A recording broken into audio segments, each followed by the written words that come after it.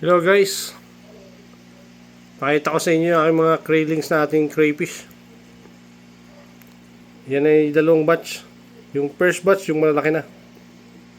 Second batch yung maliliit na nasa dulo.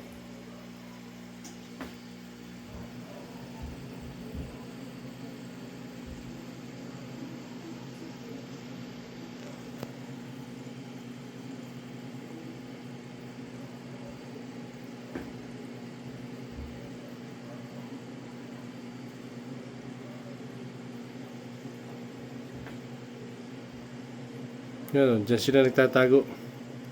Yung pinagputol-putol nating tubo ng tubig. Yung nating taguan. Yan yung second batch. Maliit pa. Yung first batch, malaki na.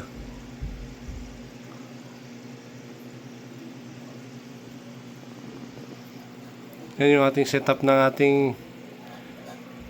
lagay ng craylings.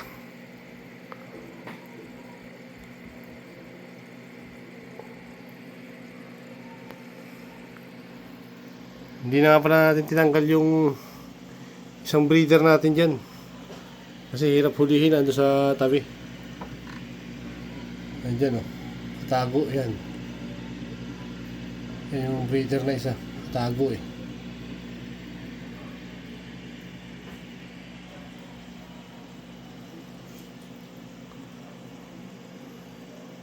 Ganyan nakataas yung tubig natin. Naglagay tayo ng gapi. Tagakain ng kiti-kiti. Yan, walang kiti-kiti yan. Saka yung apple snail.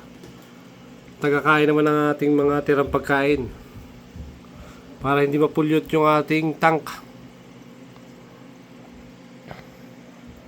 Para balanse ang ating tubig.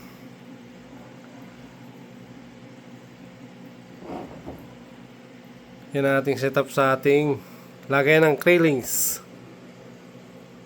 Ganyan lang kaliit. Ganyan lang kalaki.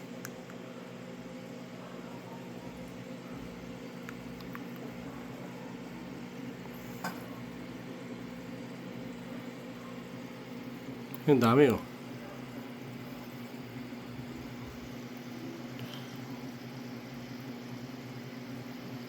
Yung first batch ay 425 2006.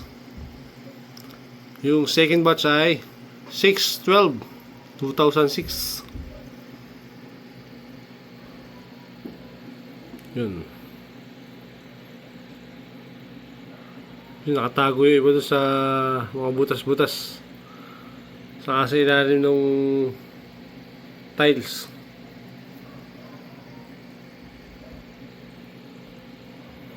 Hanggang dito na lang. Thank you for watching.